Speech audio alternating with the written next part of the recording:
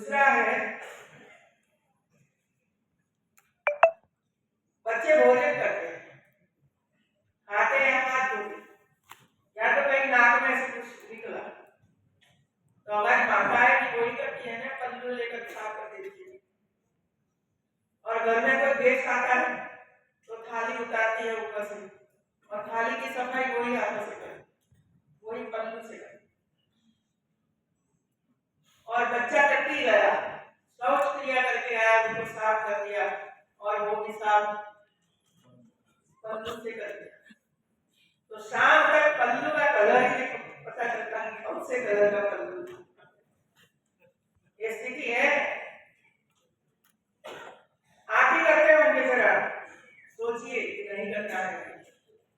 और इसी वजह से इसमें एक छोटा सा टॉवेल कि आप बच्चे का नाक भी साफ करें, बच्चे अपने आप का हाथ की सफाई करते हो। तो ये दूसरा है